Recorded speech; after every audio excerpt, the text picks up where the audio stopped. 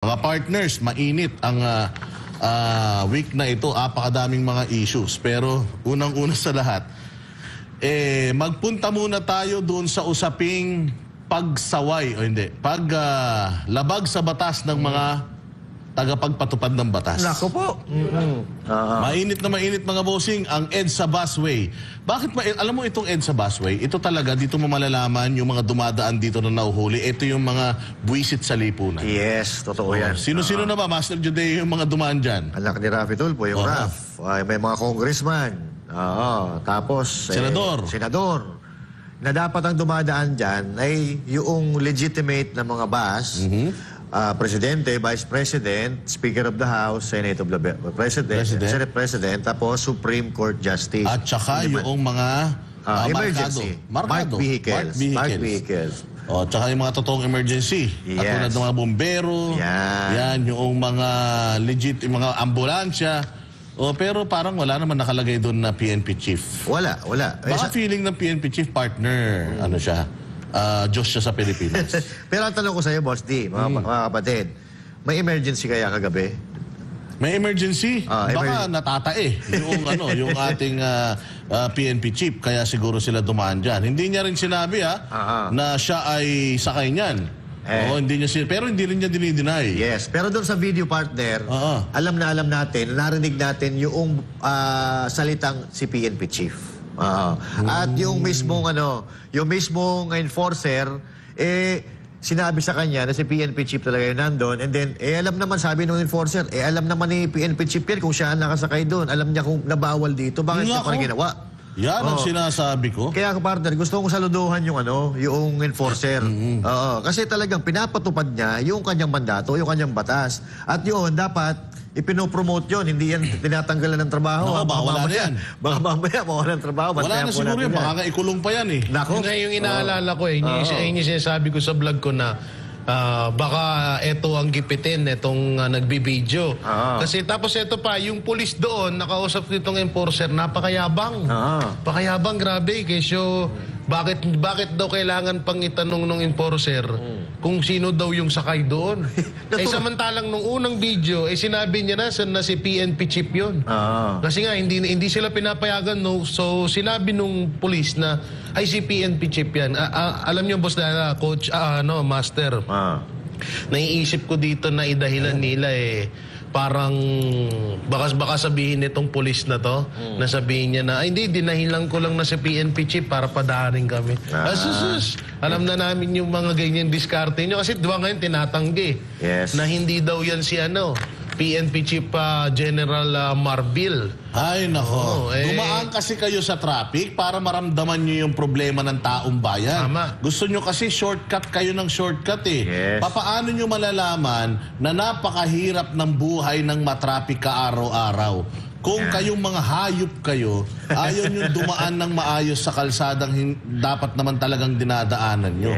Kitang-kita dito na hostile yung yung convoy. Ano ka ba? Kapit ako ni Marcos Ayun na nga ang problema Kapag nasa kapangyarihan kasi, masyadong feeling makapangyarihan Yan pong mga posisyon nyo, kung anuman mga posisyon nyo, pinahiram lang po sa inyo yan. At ang taong bayan po, dapat pinagsiservisyohan nyo. Dapat nga po, mas makapangyarihan ang taong bayan sa inyo Kapag taong bayan ang dumaan dyan, mga nakamotor, mga ordinaryong tao, kahit may emergency naman, walang pakialam, huli yan.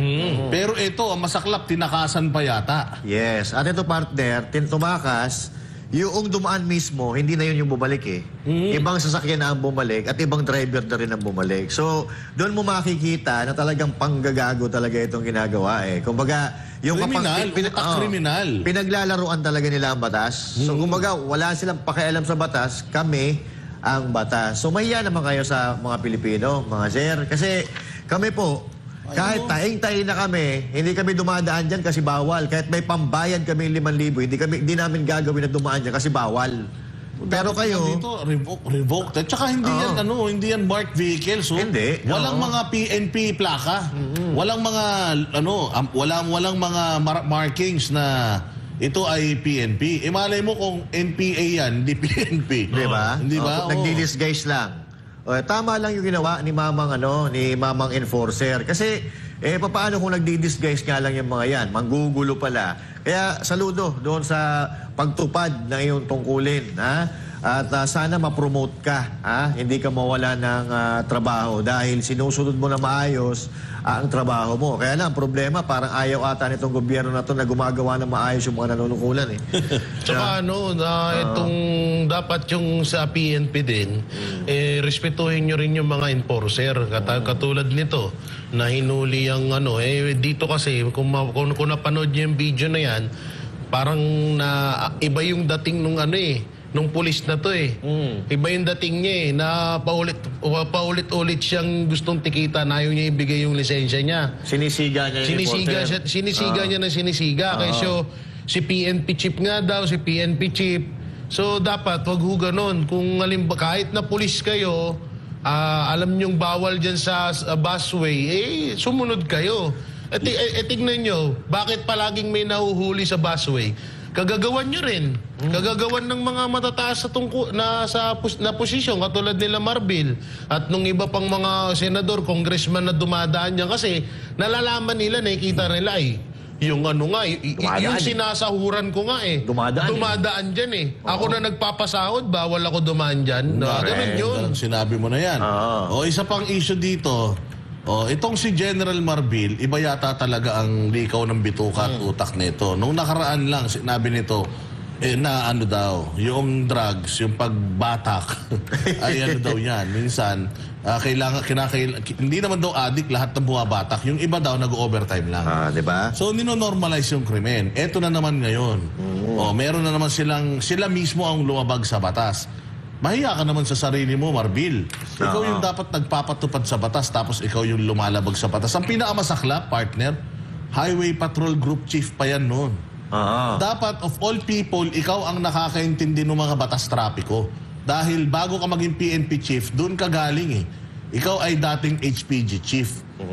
Iyan ang nakakainis dito sa atin. Katulad ng sinasabi ni Jay. Ang ganda ng sinabi ni Jay. Ako bilang taxpayer, hindi ko pwedeng gawin to, hindi ako pwedeng lumabag. Pag lumabag ako sa ganito, multa ako, baka ma-revoke pa yung lisensya ko. Correct. Trending pa ako. Pero kapag etong mga to, napasahod ng taong bayan, sila pa yung mahilig na mang-abuso sa kapangyarihan. Dati pala siyang HPG.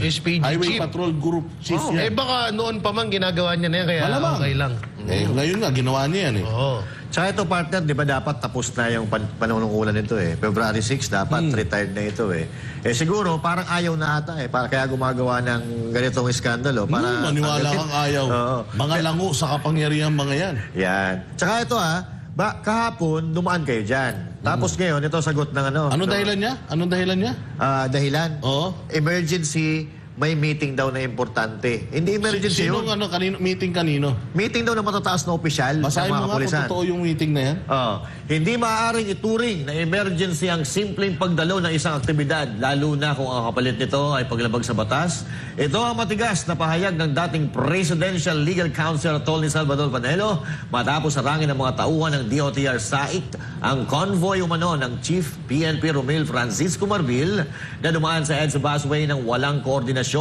Ano ang naging paliwanag ng PNP? At ano ang posibleng kaharapin ng opisyal na sakay ng convoy? Alamin sa ulat ni Paul Montibon. Matapos ang kontrobersyal na pagdaan ng isang convoy sa EDSA busway ng walang paalam, diretsahang tinawag ni Atty. Salvador Panelo na lawbreaker ang Philippine National Police at ang tinutukoy niyang lumabag sa batas, walang iba kundi isang mataas na opisyal nito. Nangyaring insidente gabi ng Martes, Pebrero 25 taong 2025. Sa video nakuha ng Team Golf SAIC, makikitang dumaan sa bus lane ang convoy umano ni Chief PNP Romel Francisco Marbil, isang aligasyon na itinanggi ng PNP. Ayon sa pulisya, kailangan daw kasi na mabilis na makarating sa Campo Crame ang opisyal na sakay ng convoy dahil sa isang mahalagang aktibidad. Pero para kay Atty. Panelo, malinaw ang regulasyon. Tanging mga otorisadong sasakyan lamang ang maaaring gumamit ng EDSA busway. Sa isang memorandum sa pagitan ng PNP, MMDA at DOTR, mariiginiit ng PNP na hindi sila sakop ng naturang paglabag kung may lehitimong dahilan ang paggamit ng EDSA busway. Sa tala ng DOTR, tanging mga otorisadong Pitong sasakyan lamang ang pinapayagang dumaan sa bus lane, kabilang na ang mga ambulansya, fire trucks at mga opisyal ng gobyerno na may pinakamataas na ranggo sa bansa, ang Pangulo, Pangalawang Pangulo, Senate President, House Speaker at Chief Justice ng Korte Suprema. Maliban sa mga ito, tanging life-threatening emergency lang ang maaring gawing basihan para dumaan sa bus lane. Kaya naman giit ni Attorney Panelo, dalaw sa isang aktibidad ay hindi maituturing na isang emergency. Law enforcer, lawbreaker. Sa kabila ng matinding kontrobersiya, itinanggi ng PNP na si General Marbil ang sakay ng convoy. Ayon kay Police Brigadier General Jean Fajardo, tagapagsalita ng PNP, isang mataas na opisyal na may hawak na sensitibong posisyon sa pulisya. Hindi na ito pinangalanan dahil sa isyu ng seguridad. Ngunit lumalabas sa video na kinumpirma mismo ng convoy na si Marbil ang sakay. Ang emergency, yung bingit ka sa kamatayan.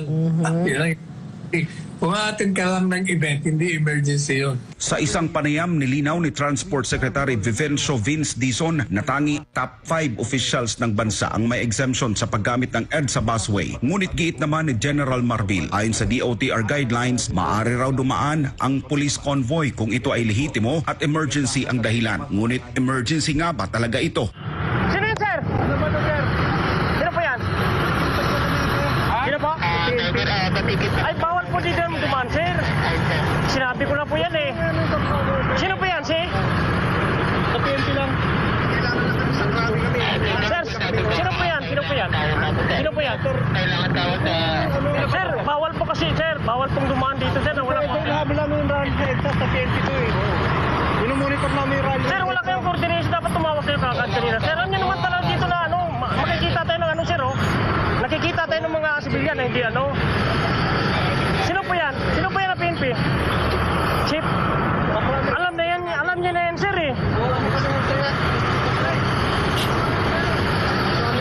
Sino po, si? Pagrami kami, pagrami. Oo nga, pagrami. Alam niya naman na bawal yan dito, sir, eh. Mag-coordinate po tayo. Kasi ano, paano lang, patigitan na lang po. Ha? Balik na lang kami. Paano na lang, patigitan na lang. Kasi alam niyo naman na, ulit-ulit na lang tayo, sir, eh. Alam niyo naman talaga yung mandate natin dito. Sa kabila ng naging pagtatalo, pumayag ang convoy na magpatiket para sa violation. Ngunit ayon sa DOTR SAIC, ibang sasakyan na raw ang bumalik para magbigay ng driver's license sa halip na ang mismong lumabag. Sa ngayon, makikipagpulong ang PNP sa DOTR SAIC para pag-usapan ang insidenteng ito. Ang kakapal ng mukha nyo. Oo. Easy. Hindi lang Easy, kapal. easy. Hindi lang makapal, matigas pa. Oo, grabe, no? Grabe yun. Ano, ito talaga itong mga pulis natin, mga sinungaling talaga, no? Oo. Tsaka malina, partner.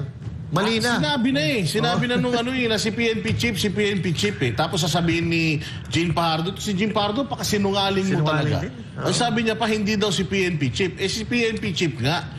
Linaw-linaw doon sa video eh. Linaw-linaw eh. Sasabihin ba nila si PNP chief yan kung hindi si PNP chief yan? Ngayon, kung hindi si PNP chief yan, eh, dapat tanggalin nyo na sa trabaho yung mga, ano na yan, yung mga HPG na yan, yung nagsisinungan. Kasi usurpation yan eh. Yes. Di ba yung nagpapanggap ka na dala-dala mo PNP chief, yung pala hindi. Yung dapat yun ang sumunod na gawin natin dito. Hindi po totoong si PNP chief yan. At yung polis na nagsabi si PNP chief, tinanggal na namin. Yeah. Di ba? Tapos Eh ang wala usapan. naman. Oo. So ibig sabihin, totoong si PNP chief yan.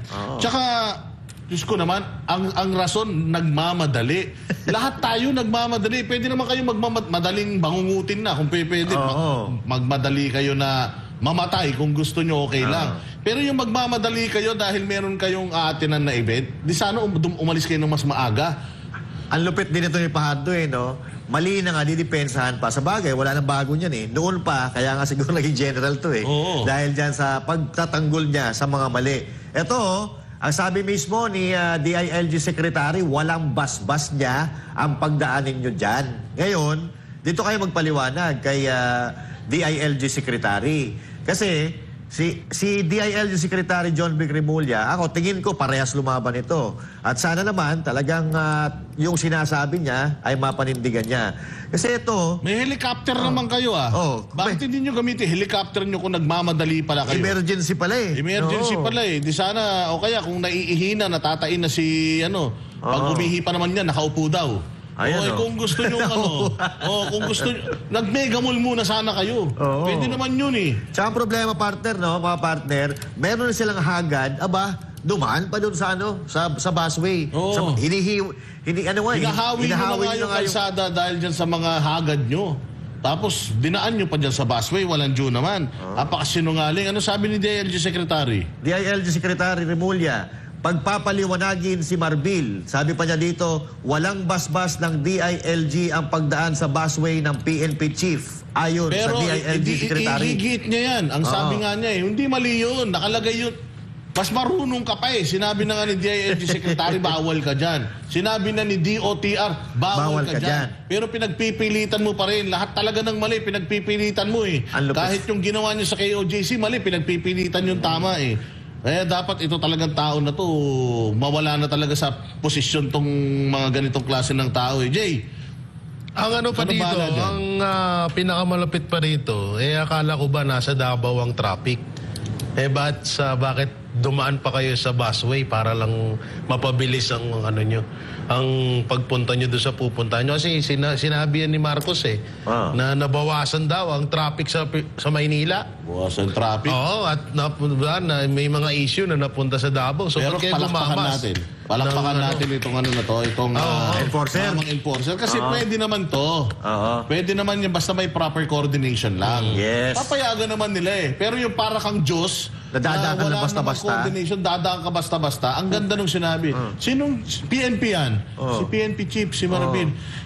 Alam niya yan Alam niya yan. Dapat alam niya yan. Ang galing nung ano. Kung sino ka man, kuya, Saludo kami sa'yo. saludo kami sa'yo. Dalawang Pero kamay.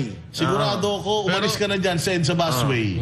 Dahil araw-arawin ka ng mga hayop na yan. Mga may sa demonyo pa naman ng mga yan. Diretso mo, Jay. Pero sana yung enforcer, ano ba tawag dyan? Enforcer? Enforcer. Yung sana lumabas din yung Interviewin ka namin, kuya. Interviewin ka namin dito sa Banateros. Kontakin mo kami. Kasi ang kinakatakot namin, baka biglang gipitin to eh. Sigurado yan. Tanggalin ang trabaho. Baka Si Jay, tanggalin. bigyan ka ni Jay ng pangkabuhayan showcase. Hindi, ito pa mahirap dyan. Kapag simpleng tao yung gumawa niyan, ini-expose yung muka, ini-expose yung pangalan, pinapahiya kung ano-ano yung ginagawa, sinasampahan ng sandamakmak na violation. Pero dito, ano yung sinabi ni Pardo? Bawal daw pangalanan. Dahil... Kapal na mukha nyo. Diba? Gagawa kayo ng mali, tapos ayaw nyo magpangalan. Mga hayop. Si Pastor Apollo Kibuloy nga, hindi pa kriminal Hindi pa convicted pinakita nyo sa TV, nilalagay nyo pa yung poster. Kaya nga ito nga mga hayop kayo talaga. Yung sinasabi nila na sinisira sila ng mga vlogger, hindi, kayo ang sumisira sa sarili nyo. Oo. Tapos ito yung tunay na patotoo na kapag bulok nga yung sistema ng pinuno, bulok din yung sumusunod dito, bulok din yung sistema. Tingnan yung pinapakita ng mga ano. Kasi una-una, kung ikaw ay may takot sa leader, hindi mo gagawin yan. Yes. Una-una, may katungkulan ka. Ikaw yung pinakamataas na pulis sa Pilipinas. Ikaw ang PNP chief. So, dapat pangalagaan mo yun. At syempre, yung balik ng masasabi sa'yo ng taong bayan. Kasi, ang masisisi talaga dyan si Marcos eh. Yes. O Marcos, ba't ganyan yung ano mo? Ay, parang sinusuwag ka na. Nilalabag yung batas mo. Diba? Kasi, biruin mo, PNP chief ka, tapos ikaw pa yung gagawa ng ganyan. Masama pa dito, pinagsinungalingan pa nila.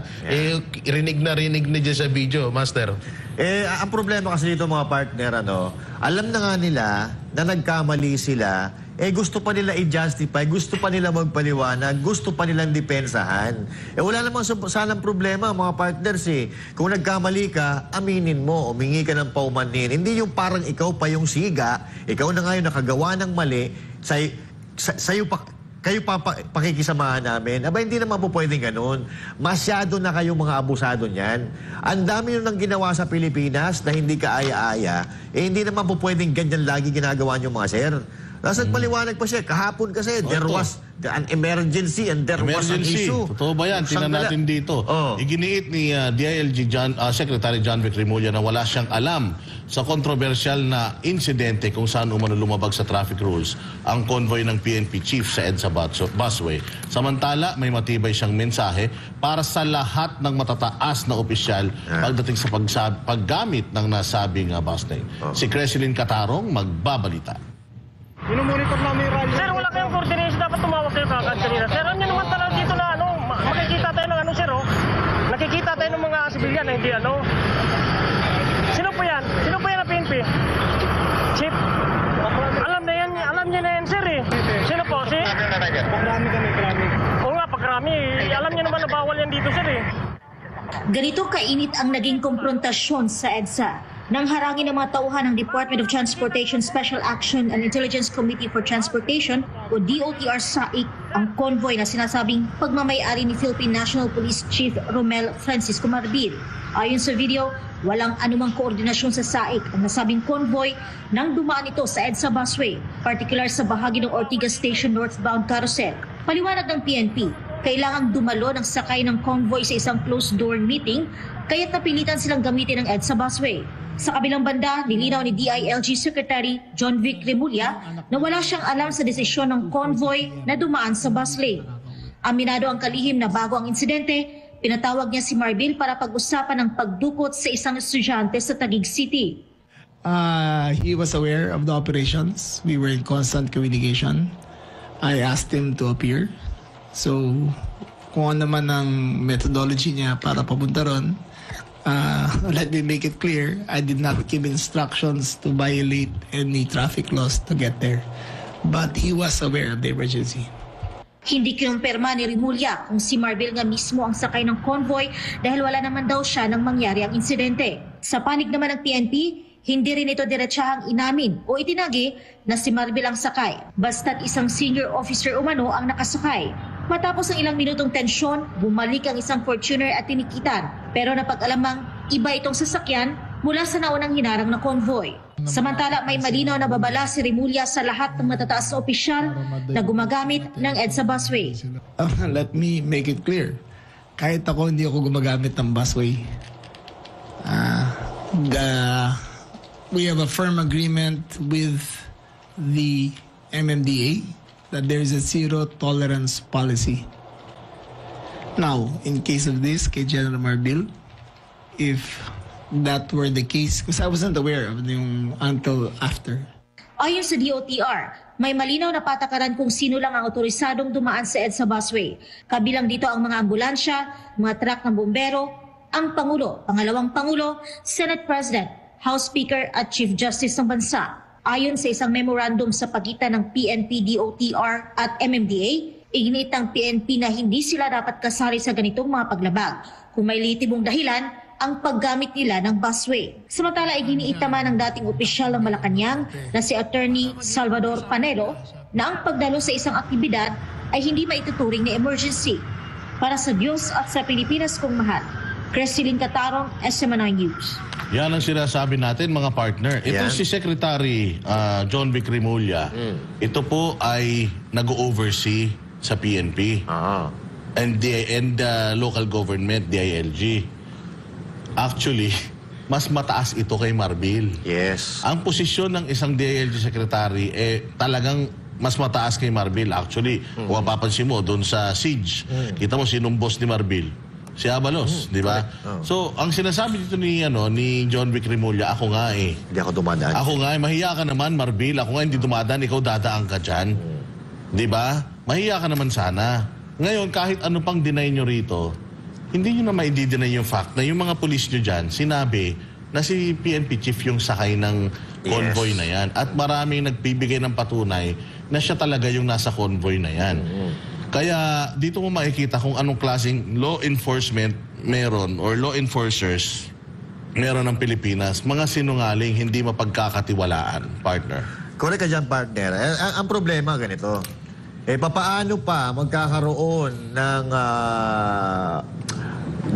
paano pa susunod ang mga ordinaryong Pilipino sa batas kung yung mga nagpapatupad ng batas lumalabag sa batas? Diba? Diba dapat kayo ang ehemplo, kayo ang una-una na dapat nag-guide sa amin na ganito ang gawin nyo. So, parang dyan sa ginagawa nyo, parang inuutosan nyo yung mga Pilipino na ganito gawin natin. Pero, dahil kami nga, hindi naman kami mga abusado, dahil nga kami mga ordinaryong Pilipino, hindi namin gagawin yan. Pero, take it from the word of the ILG Secretary na siya nga mismo hindi dumadaan dyan. Huwag kayong matitigas ang muka. Huwag kayong maghahari-harian. Ha? Huwag niyong hahamak-hamakin yung mga nagbabantay dyan. Dahil pare-pareho kayo na may mga katungkulan, may mga sinusunod na rules and regulation, huwag niyong sisigaw-sigawan.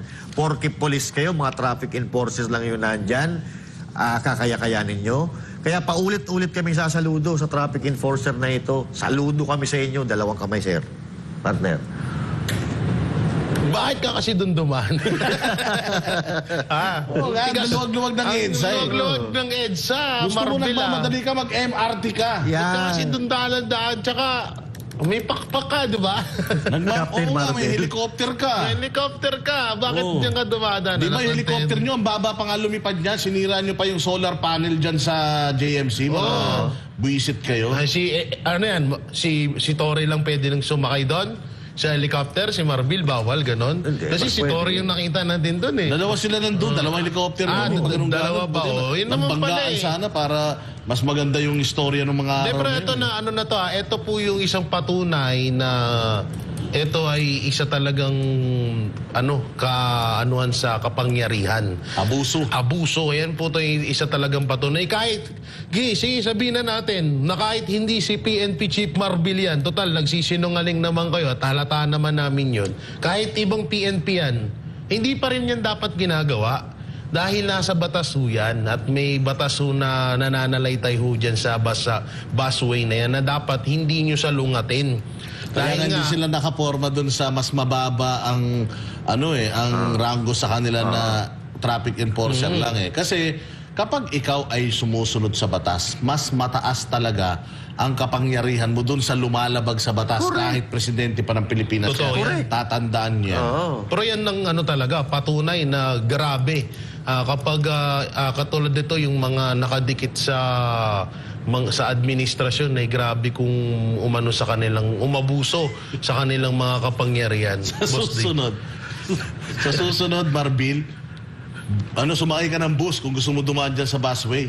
Gusto mo palang dumaan dyan sa busway, di sana sumakay ka ng carousel para makarating ka ng maagas. Binili mo lahat ng upuan. Diba? Bayaran ko na lahat ng upuan. Basta gusto ko diretso lang, wala hintuan. Larga na tayo. Diba? Tsaka diba pinagyayabang ni Marcos na wala nang masyadong traffic sa Maynila. Bakit bakit tawag dito? Bakit nagmamadali? Ba't dyan pa dumaan sa busway? O kaya Marbil, ginawa mo sana, lumundag ka rin sa MRT sa tren. Tumakbo ka hanggang Krami. Walang traffic talaga ron. Walang haharang sa'yo doon. Pumayat ka pa sana. Hindi ba? Sa totoo lang, ibang klase kasi talaga ito eh. Tayo, pinasusunod nila sa batas, sila labag ng labag sa batas. Correct. Tayo, normal na tao, nagugutom, sila, sarap ng kinakain, pinapasweldo natin. Itong mga pinapasahod natin, hindi natatraffic. Ang sarap talaga mantakin mo pag ikaw kapag ikaw ay napunta ka sa posisyon. Ang sarap ng buhay mo, partner. May sarili kang by driver. Libre pagkain, libre gasolina, libre sasakyan. May mga bodyguard ka. Libre kuryente, libre tubig. Lahat libre. Ang sarap ng buhay, no? Tapos baby ka pa ni bini-baby ka pa ni Marcos. Sarap buhay mo talaga. Bibaby ka. O kaya yung iba diyan, baka party pa ng party. Malamang. Tapos yung mga Pilipino, gutom. Eto partner, kaya pag traffic, di ba? Makikita mo, may wow. Makikita mo. Tapos tatabi ka kasi akala mo ambulansya. Alam ng tao ko, makikita mo, pulis pala. Di ba? Ganon sila kalupit, mga kababayan. Binawal ng Pilipino yan eh. Ayaw nila na nalilate sila. Kami ayaw din namin na malate, pero nagtatsaga kami dyan sa traffic. Dahil wala tayong magagawa. Ganun talaga eh. Pumatas naman kayo. Hindi yung nagsisiga-sigaan kayo porque kayo may mga posisyon. Although, pwede naman yung gawin yan. Pero mahiya naman kayo sa mga Pilipino, mga sir. Kasi coordinate lang. Ang ganda na nga sinasabi. may exemption naman talaga yan. Basta may proper coordination. Pero kung ipinamumukha nyo pa sa amin na kayo may-ari ng Pilipinas, na parang lahat ng pwede nyo, gusto nyo gawin, okay lang. Mag-counterflow na lang kayo sa susunod, doon kayo sa kabilang kalsado dumaan, no? Oo. Para talagang sagad-sagarin nyo na yung kasalanan. Lubos-lubusin nyo na? Master Jedea Mustada, parang nasasanay na sila magsinungaling, no? Sinungaling talaga eh. No? Sa lahat ng nangyayaring issue ngayon sa Pilipinas, na-involve ang mga nasa posisyon, puro kasinungalingan lang talaga ang umikot. Ito, panibago na naman. Kung ano puno, siya ang bunga eh. Yun nga eh. Yung presidente, wala daw pumasok na baril doon sa AOJC. Ayan. Kaya ito, lahat sinungaling na. May 5,500 na flood control daw. Asan na? Kaya ngayon, napakahirap maniwala dito sa mga nanunungkulan sa ating bayan dahil unang-una, eleksyon pa lang, yung mga pangako hanggang ngayon, magtatatlong taon na, wala pang napapatunayan. In-extend pa. In-extend pa no? Pero ito, isang issue natin, itong PhilHealth, alam mo, naawa ako dito kay Solgen, kay Menardo Guevara, kasi isa to sa mga paborito kong sekretary ni Pangulong Duterte. Ang galing nito sa DOJ. Ang galing nito. Kasi di ba unang unang DOJ ni PRD yung nakapiluka, yung kaaway ni kaaway ni De Lima. Pagkatapos nun, eto na si Menardo na yung ang galing nito. Smooth.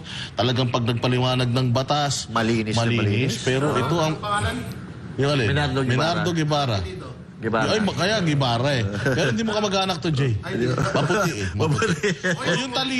Yung talino. Meron. Okay, pwede kayong Pero yung puti, doon magkakaroon ng problema. Maputi ako, umitim lang ako. Sige. But anyway. Para kang para ka ng PNP, sinungaling ka na rin. Pero yun na nga ang issue natin dito. Itong si Menardo Guevara, mga partner.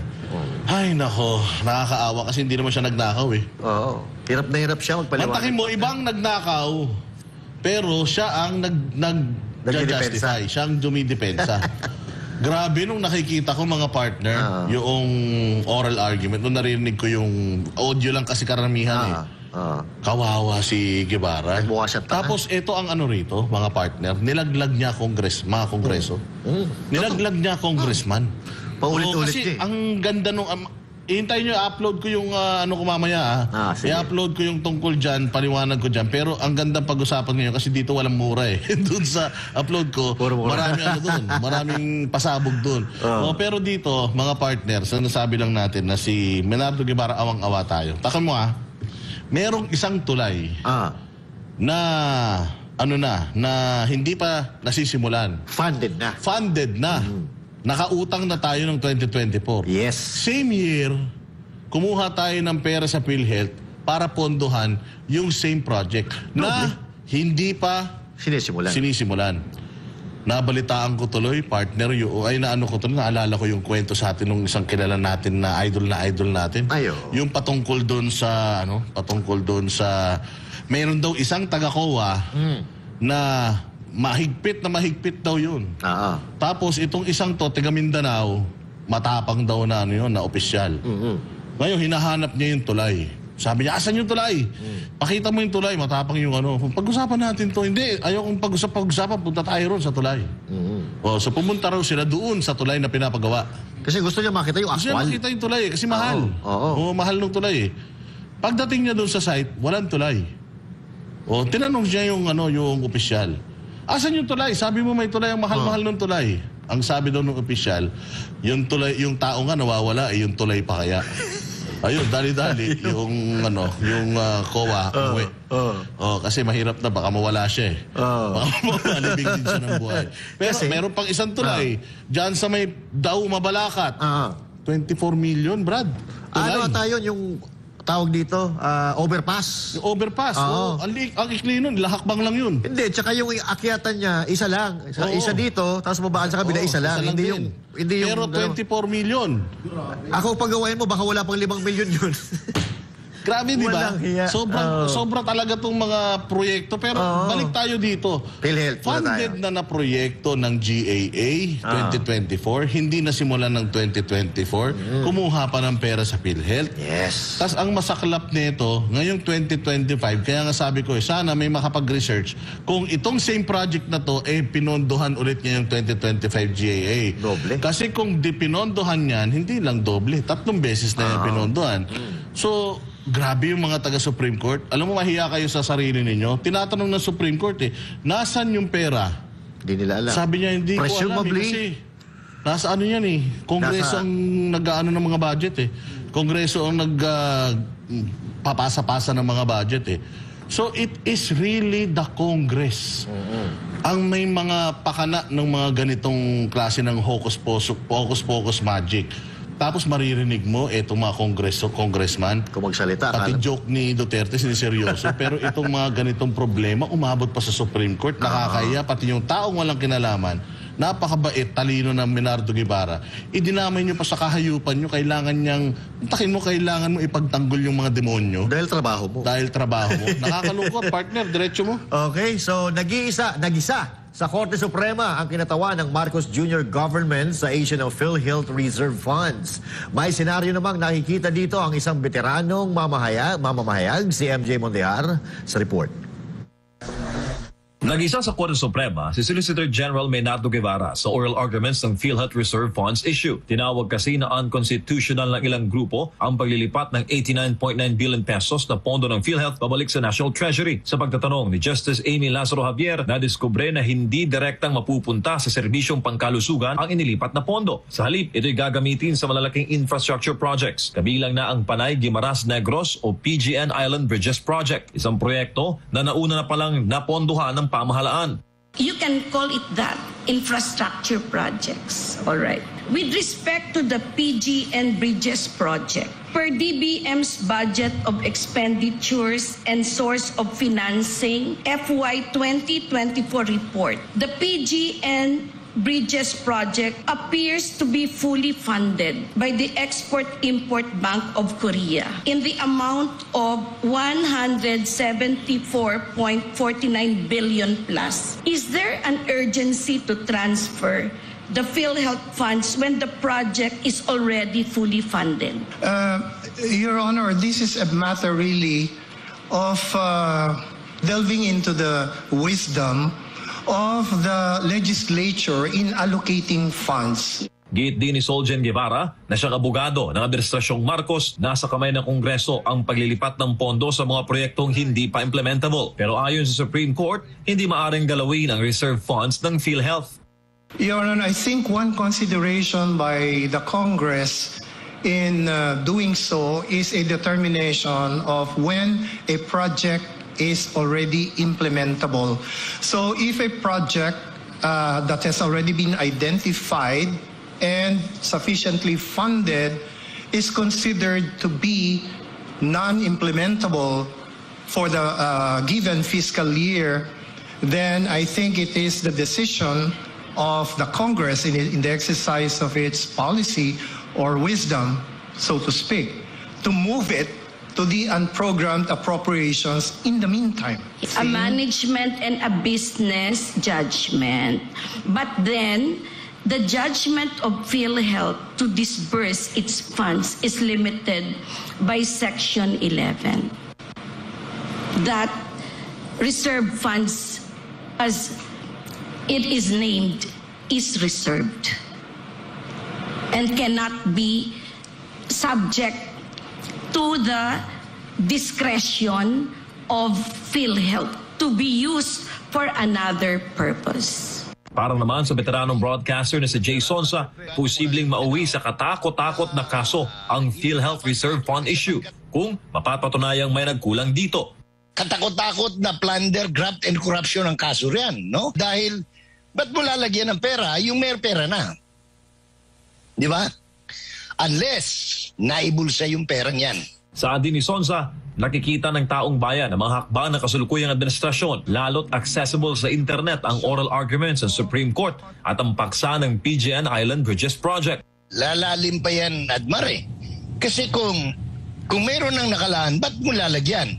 No? Pangalawa, kung hindi pa nasimulan, ba't mo lalagyan? Bukod sa infra, naungkat din sa oral arguments na mapupunta rin ang binawas na pondo sa PhilHealth sa maintenance ng national roads, pambayad sa right-of-way, comprehensive peace payments, AFP modernization program at maging sa pension and gratuity fund. Pondo na ayon sa Supreme Court ay dapat sanang inilaan sa benefit packages ng PhilHealth para sa kalusugan ng lahat ng Pilipino.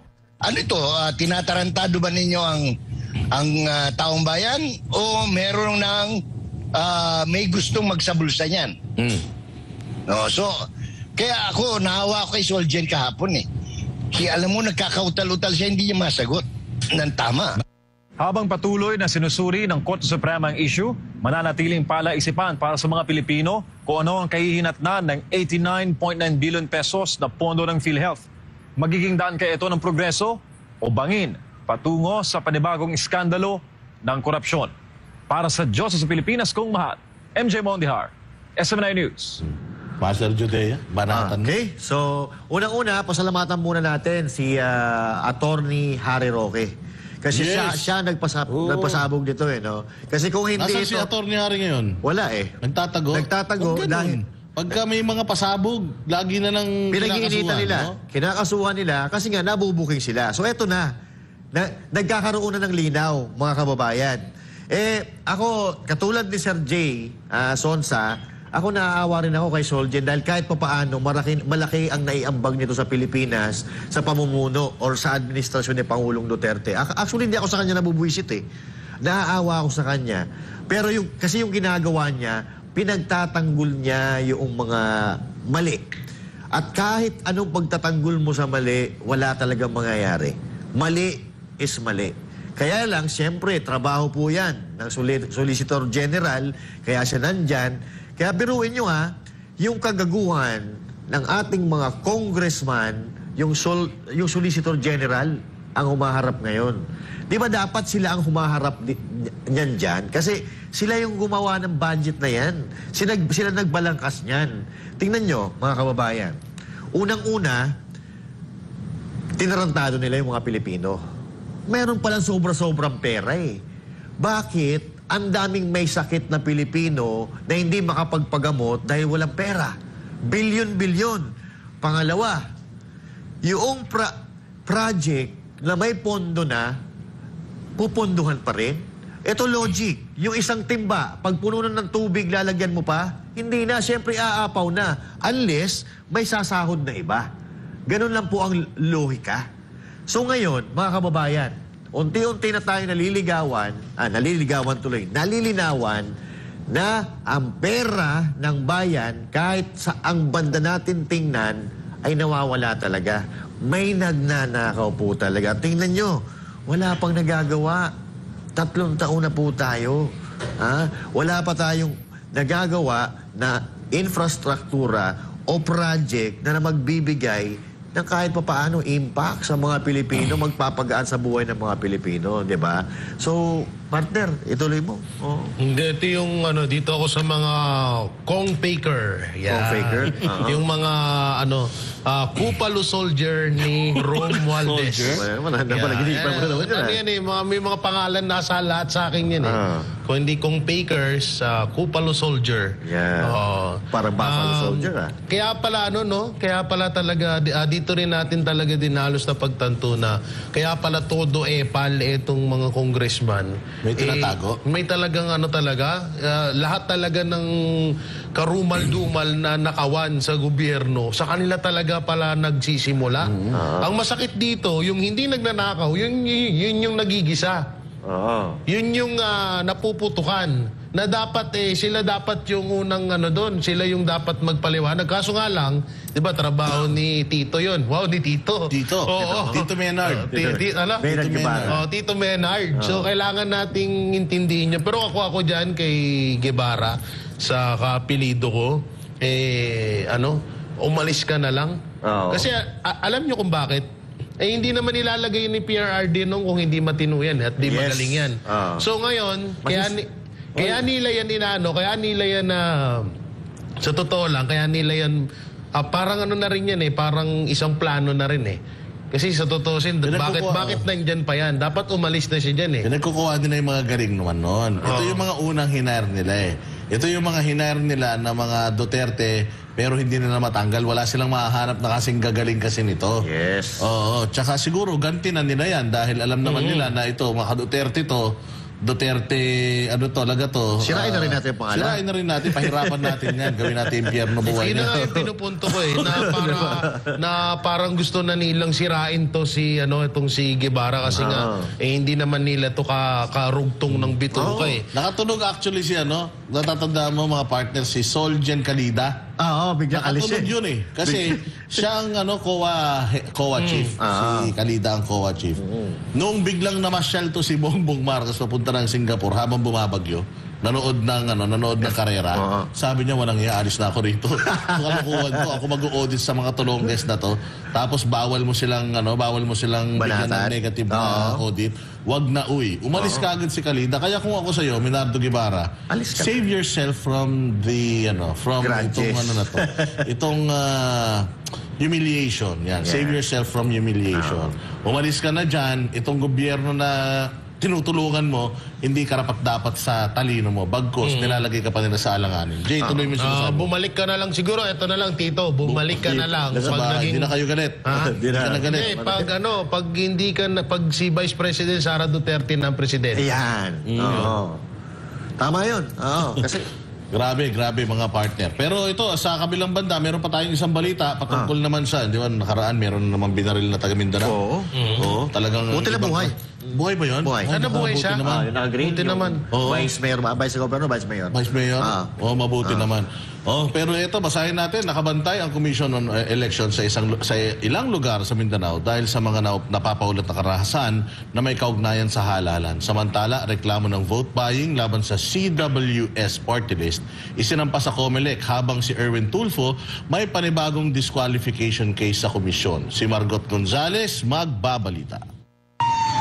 Binabantayan na ng COMELEC ang lugar ng Maguindanao dahil sa insidente ng karahasan. Kamakailan ay nasugatan sa isang shooting incident si re-electionist Dato Piang Vice Mayor Omar Sumama habang nagsasalita ito sa isang local event sa Barangay Magaslong, Maguindanao del Sur. Wala pong duda, wala na pong ifs and buts, yun po yung sinabi ko pa kahapon.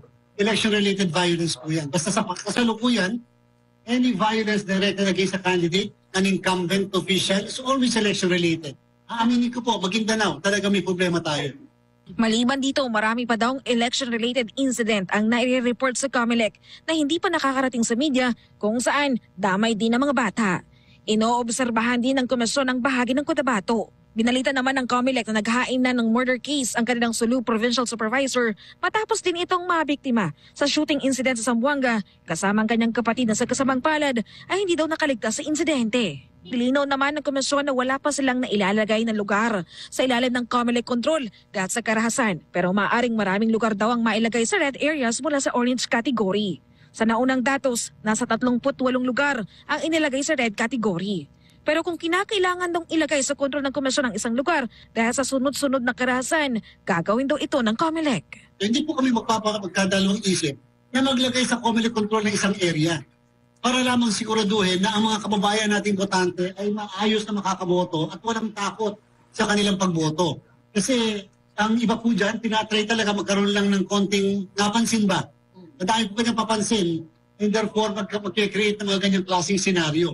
Ang sinasabi natin sa PNP ngayon, kinakailangan may maaresto tayo dito. Gusto naman ng COMELEC na mawala na ang lahat ng private armed groups at ang posibilidad ng pagkakaroon ng mga kandidato ng public armed group. Ang nakakalungkot, kapag kami public armed groups, yung bang mismo naka-uniforme pa ang magagamit para lang ipanakot sa tao, ipangharas ng tao, ipanakot sa mga kalaban. Samantala, patuloy namang nakatatanggap ng reklamo ang COMELEC pagdating sa diskwalifikasyon ng mga kandidato sa darating halalan. Kamakailan lang, sinampahan ng disqualification case ang Construction Workers Solidarity o CWS party list dahil sa umunoy pamimili ng boto matapos mamigay umano ng kotse sa isang event sa Batangas. Ang ngayong araw na ito ay maaari na siyang ma-raffle sa isang division ng COMELEC at pagkatapos mag-raffle niyan ay mag-i-issue kaagad ng corresponding summons para pasagutin yung mismong political party list na yan. May Ngayong araw naman muling nakatanggap ng panibagong petisyon para sa diskwalifikasyon ng COMELEC laban kay Erwin Tulfo dahil sa isyu ng political dynasty.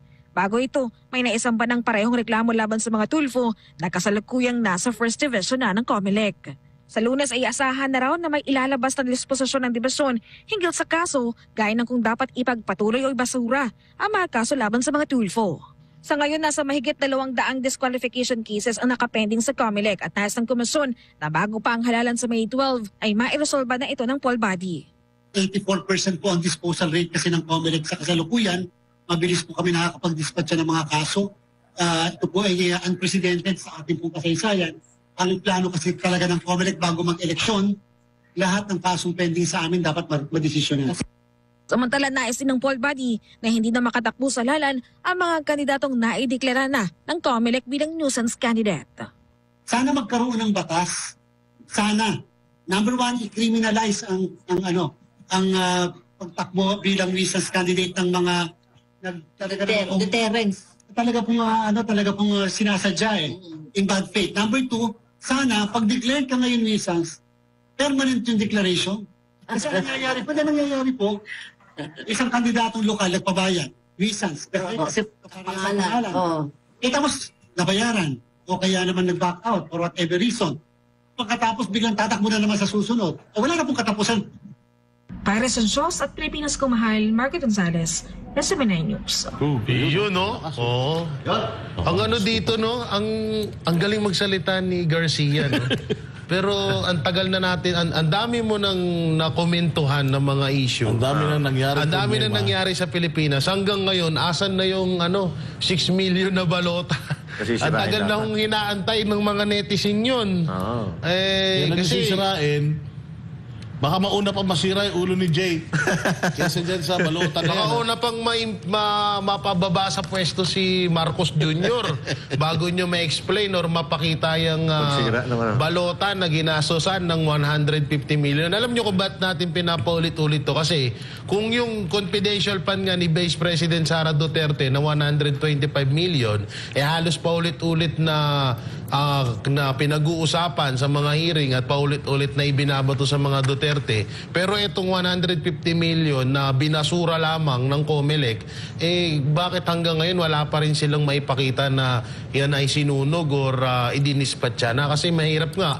Kagaya nga nung sinasabi ko sa panaginip ko, kasi pwede nga gawin yan or gamitin sa pangdaraya. Alalanin nyo 6 million yun.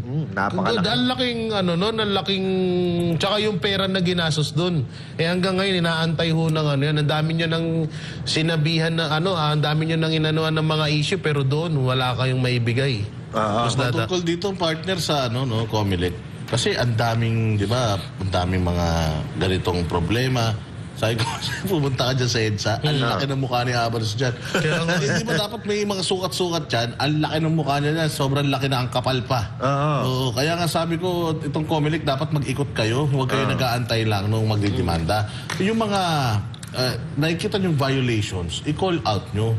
O kaya, kayo na mismo yung magsilbing, kayo na mismo yung magdemanda dyan sa mga lumalabag sa mga polisiya. Yes. Kasi luging-lugi yung mga walang pera. Tsaka yung sumusunod, O yung sumusunod, luging-lugi. Katulad itong SMNI, di ba nakita nyo, meron tayong malaking bus, may malaking mukha ni Pastor doon. Pinatanggal nila, tinanggal natin yun. Kasi nga, sumusunod tayo sa batas. Yes. Kaya nga sana, kung ang COMELEC ay kaya naman kausapin yung kandidato na, medyo may violation ka, ayusin mo. Sana gawin na nila, or kung hindi man, sila na yung magreklamo. Correct. Tama ka dyan. Kasi ang problema kasi dito, partner, kaya wala napaparusahan kasi naghihintayan. Kung alam mo namang mali, may lumabag, may kakayahan ka namang magreklamo, gawin mo na. Huwag na maghintayan. Kayo bilang komisyon, may kapangyarihan kayo dyan, i-regulate lahat. Sila partner gumagawa ng regulasyon Kaya dapat, yung pagpapatupad niyan, akuin nyo na rin.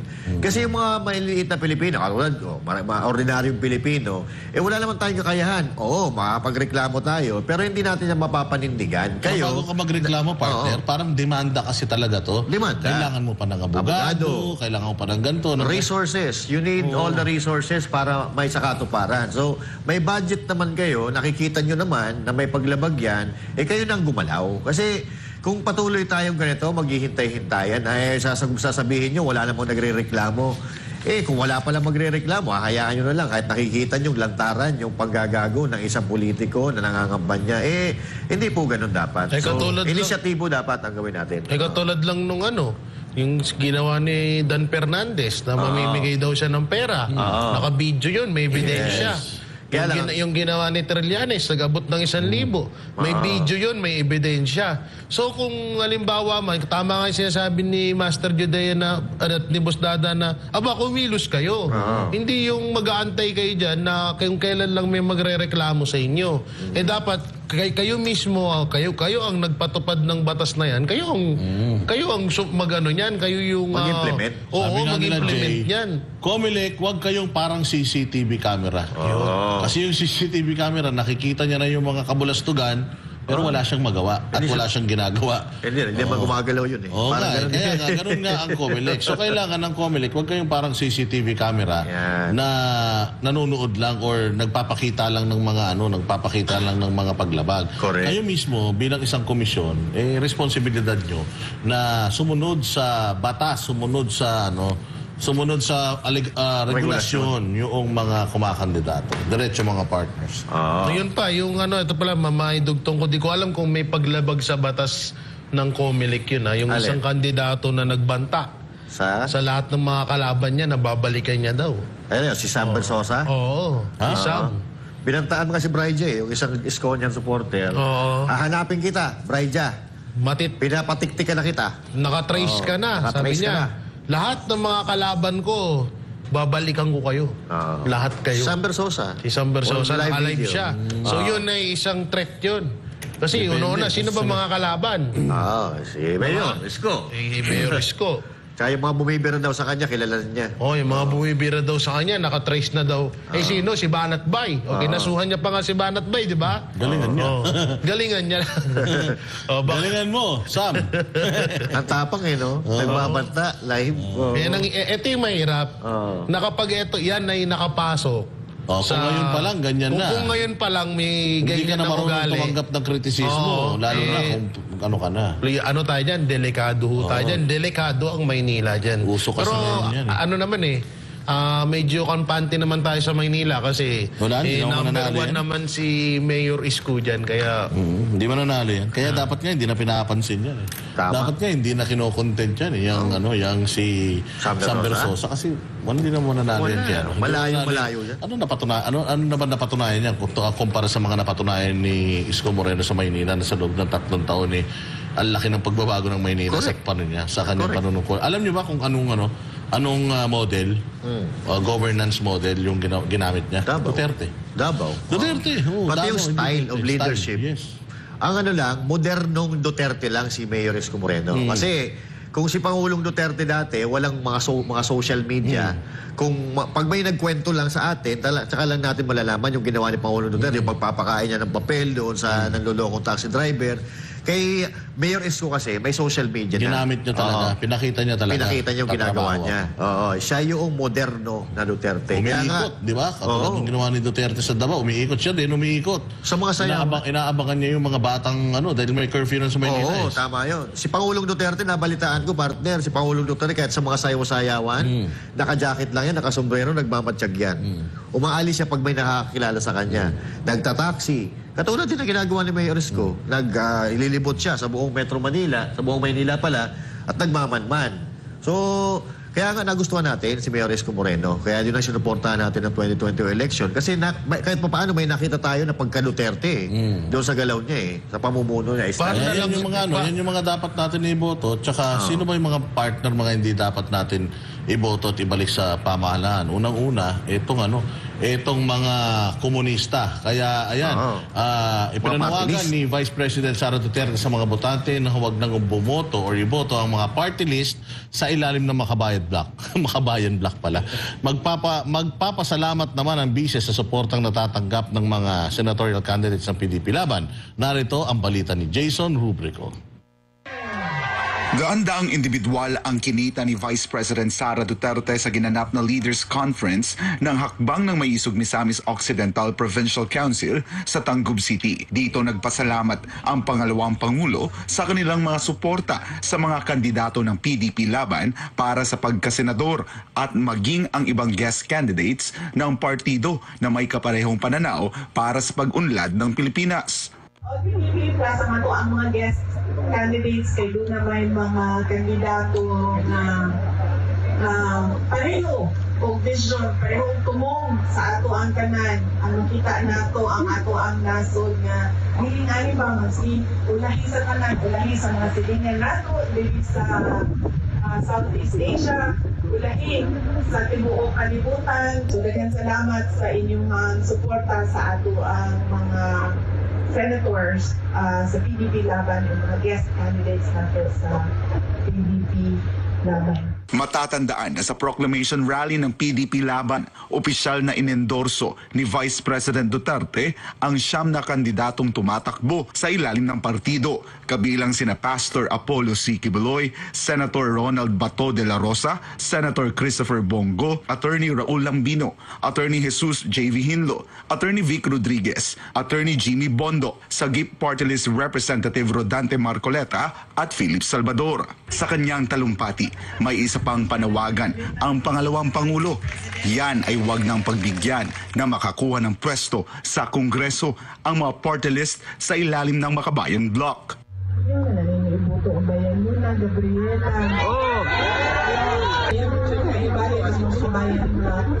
I-block na nato na.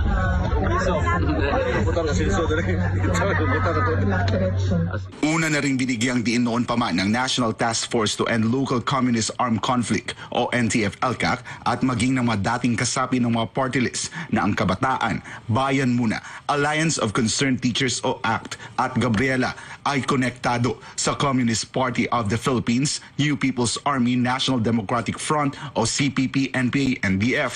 Katunayan, ang kasalukuyang representante ng ACT Teachers at tumatakbong senador ngayong halalan na si Franz Castro ay convicted sa kasong child abuse. Si Castro kasama si former Bayan Muna Congressman Satur Ocampo ay nahuli ng mga otoridad noong 2018 na nandukot ng 14 na menor de edad na katutubo sa Talaingod, Davao del Norte. Para sa Diyos at sa Pilipinas kumahal, ako si Jason Rubrico, SM9 News. Ayun, supalpal na naman sila. COVID, di ba 2018 COVID yan? Hindi, 2021 yung COVID. 2021 ba? Akala ko 2018 panahon ni Castro yun, yung 18. Panahon niya ng recruit. Matindi to. Hindi. Well, meron naman ng patunay na itong mga Makabayan Bloc na to ay talaga legal front ng CPP, NPA, NDF. And ang United Nations pa mismo ang nagdeklara dito sa mga organisasyon na ito, mga grupo na ito ng mga terorista. Ang CPP, NPA, NDF, they declared them as terrorists. Meron tayong anti-terror law .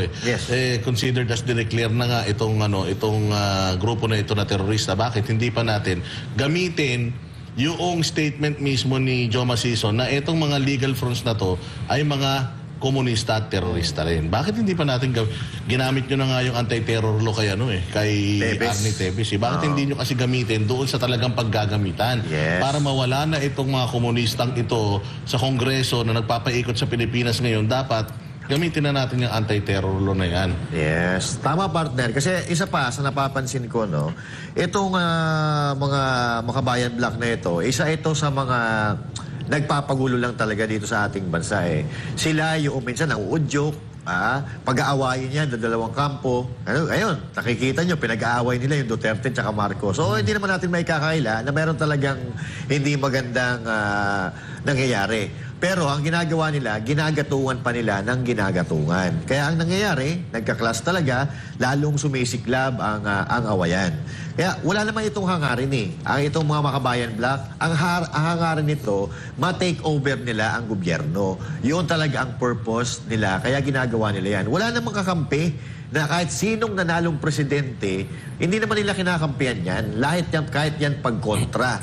Sa panahon ni Pangulong Duterte, ang dami nagawang maganda sa Pilipinas. Pilipinas. Pero kontra pa rin sila ng kontra. Hindi binigyan actually ni Pangulong Duterte yan, ha? Binigyan ni Pangulong Duterte ng ng posisyon sa gobyerno yung mga makakaliwa na yan. Sa hindi nalalaman ng mga ng mga viewers natin, nagkaroon po ng conflict or nagkaroon ng panahon kung saan si Pangulong Duterte at ang kanyang best friend na si Pastor Apollo Kibuloy ay matagal na hindi nag-usap. Bakit? Kasi sobrang seryoso ni Pastor Apollo Kibuloy na maubos itong insurhensya. At itong mga CPP-NPA na to, kalaban talaga ni Pastor Apollo Kibuloy ito. Kaya anong mga panahon na nung nanalo si Pangulong Duterte tapos binigyan niya ng ng posisyon itong mga makakaliwa na ito, talagang nagtampo ng sobra-sobra si Pastor Apollo Kibuloy. Kasi nga syempre kalaban niya yan hindi ba? So talagang hindi dinistansya niya yung sarili niya kay Pangulong Duterte. Dinistansya niya yung sarili niya. For the longest time, si Pangulong Duterte kinokontak siya pero dinistansya niya yung sarili niya kasi talagang malapit sa puso niya itong laban sa insurhensya dahil ang dami niyang mga kasamahan na namatay dahil sa mga NPA. At ang dami rin na niyang ginastos na para masawata, maubos itong mga NPA. Kaya noong mga panahon na si Pangulong Duterte, binigyan niya ng posisyon. 4 na posisyon pa yun sa mga makakaliwa. Medyo talagang nasaktan si Pastor Apollo Kibuloy doon. Pero PRRD learned things the hard way. Nung nakita niya na talagang etong mga komunista na to, wala talagang silbi sa bayan ng mga to. Itong mga komunista na to, hindi talaga makakatulong to. Maging kaibigan mo sila o hindi, salot talaga sila ng lipunan. Ayun, together again sila at nilabanan nila yung insurhensya. Ang daming sumuko. Talagang tinrabaho nila. Kasi sabi ni Pangulong Duterte, ako, makamasa ako. Malapit ang puso ko sa mga nakikibaka. O kasi karapatan yan ang pakikibaka Kaya lang, iba na usapan. Sabi niya, kapag ikaw ng ama ng bayan at pinapatay na yung mga sundalo mo, na itong mga hinayupak na ito. Sabi niya, iba na usapan nun. Kasi bawat na babalo na asawa, bawat na uulilang anak, cargo de konsensya ko yan. Kaya tinrabaho nila ng maigi yung mga komunista na yan. At yun ang final message for me, partner. Sa akin, ito lang naman, tama, yung sinabi ni VP Sara Duterte. Kasi kung makikita po natin, ganun kamahal ng mga Duterte ang bansang ito. Every time na may namamatay na sundalo, may nababaril na sundalo, yung mga mag-amang Duterte, unang-una yan na pumupunta dahil alam nila na itong mga tao ito talaga nakikipaglaban para sa bansang ito. Sila ang laging nasa bingit ng kamatayan para lang manatiling tahimik ang sambayan ng Pilipino, yung mga Pilipino. Kaya makinig po tayo noon. Hindi po tayo nakinig sa Duterte noong 2022. Sana ngayong susunod na eleksyon, pakinggan na po natin yung mga sinasabi nila. Lalo na yung sinasabi ng amang Duterte. Kasi tsaka ni Inday. Ni Inday na rin. Kasi natuto na rin yan. Sabi mo kanina, wag iboboto yung mga bayan black. Plain and simple. Salot sa lipunan yan. And even BP Inday Sara learned it the hard way din. The hard way din. Kasi nga, nabudol talaga siya. Kaya, ngayon, mga kababayan, wala tayong ibang dapat gawin kundi tapusin ang korupsyon sa Pilipinas sa pagpamamagitan ng paglalagay natin ng number 53 dyan. At of course, PDP laban, vote straight para marami tayong kakampi na lalaban sa mga kawatan. Ang ganda niyan, partner. A vote for Pastor Apollo Kibuloy is a vote against corruption, a vote against insurgency, against communist, against terrorists, and a vote against Marbil. Dumadaan sa highway. Wala nang abusado dyan. Wala. A vote for an abusive, mga abusive na mga men in power. Yes. Kaya number 53 sa balota. Jay. Kompletos regalos. Kaya huwag nyo na, maniwala na kayo kay Vice President Sara Duterte. Baka pabudol na naman kayo. Tapos, bandang uli, sisisihin nyo na naman Banateros. Kesyo ganito, ganito. Alam nyo, napakaano na ho yan kasi yung mga makakaliwa na yan ay yung pinakapapit ng administrasyong Marcos ngayon. Pinanglalaban yan. Kaya nga hindi nilang mapatupad yung anti-terror law dyan sa mga NPA na yan kasi napapakinabangan pa nila yan. Napapakinabangan nila ngayon na bandang huli, tutuklawin din sila. Siyempre, para mawala yan, nandyan ng PDP laban, straight tayo. At syempre, Pastor Apollo Sikibuloy, para wala nang kawala. At mawala na yan. Alam ko, sawang-sawa na kayo sa mukha nila Castro. Buo na kagad, buo na. Oo. PDP Alam laban, ko, straight. sawang-sawa na kayo sa mukha ng mga, lalong-lalo na ni Castro at yung iba pang mga makakaliwa dyan. Kaya, ibalik natin ng mga katulad yan ni Pastor na at yung PDP laban. Straight lang tayo. Yun. Pare, isa lang ha. Kunin nyo yung pera ha. Yung pera pinamimigay ng kabila. yan pa. Kunin nyo. Tama. Wala ang problema doon. Pero iboto nyo yung may magagawa. Yung may resibo na. Pag may namimigay ng bigas dyan, kunin nyo. Lahat. Pag may binibigyan kayo ng akap ba yun? Akap, AX. AX, kunin nyo. Kasi pera nating lahat yan. Pero iboto nyo yung nasa Pero confession. syempre, iba na usapan pag botohan na. Kwento ko ng mabilis bago Sige. tayo magtapos. Kahapon, ako ay nag-ikot dyan sa Bulacan at ako ay kumatok sa mga puso ng ating mga botante dyan. Ikinampanya ko yung zero corruption. Zero corruption. Walang kurakot, walang corruption. Ikinampanya ko. So marami tayong mga nakausap, kumuha tayo ng mga tanong, sumagot din naman tayo. Pagkatapos noong pagtitipon, lahat ng mga nandoon, nag-expect sila ng bigas. Bigay. Nag-expect sila ng bigay, nag-expect sila ng ayuda. Ginawa na talaga nilang ayuda yung dependent sa ayuda yung mga Pilipino. Ngayon may lumalapit sa akin, may mga reseta. Boss Dada, baka naman pwede tulungan mo ako dito. Boss Dada, baka naman pwede ganyan. Baka naman pwede pang bigas lang. Ginagano kasi ako ngayon naging speaker ni Pastor. Alam mo, sabi ko sa kanila, ako nagpunta dito kasi nga ipinakikilala ko sa inyo yung zero corruption na klase ng pamumuno. Kung magtitiwala kayo sa amin, pag ibinoto nyo kami, ibibigay namin sa inyo yung serbisyong nararapat sa inyo. Baka sobra-sobra pa. Ngayon, wala kaming iaabot, ibibigay sa inyo. Bakit? Iniiwasan nga natin yung corruption. As early as now, yaan pong pagbibigay ng mga ayuda diyan sa mga ganitong town hall meeting de avance, ano po yan? Form of corruption po yan. Kaya po sa mga pupuntahan nating lugar, yun po ang gusto nating ipahatid. Wala po kaming bitbit kundi pag-asa para sa lahat ng mga Pilipino na umaasang maayos ang sistema ng gobyerno. Paano tayo uunlad, aasenso, kung hindi nyo rin kayang baguhin yung mga sarili ninyo na every time na nakikinig kayo sa mga politiko, lagi kayong humihingi. Ang ikinakampanya po namin ay si Pastor Apollo Kibuloy na zero corruption. Serbisyo ang ibibigay niya sa inyo, itaga nyo yan sa bato, wala nang pag-aatubili pa. Yan po ang lagi naming sasabihan at sinasabi namin sa inyo. Pagtiwalaan nyo kami, magseserbisyo kami ng tama para sa inyo. Magbabago lahat. Pati yung mindset ninyo, babaguhin natin. Hindi deserve ng mga Pilipino yung hindi binibigyan ng limos. Mas masarap yung tayo yung nagbibigay ng tulong. Tama yun. Uutangin namin ang tiwala ninyo. Pero ang ibabayad dyan ng aming mga kandidato, tapat na pagserbisyo, dekalidad at makadiyos na pamumuno. Yan, kaya kita-kita po tayo ulit mga barateros dito lang sa SMNI. Pag tama palakpakan, pag mali, banatan. Ako po si Boss Dada. At ako naman po si Master Judea. At ako naman si Jay Guevara. Para sa Diyos at sa Pilipinas nating mahal.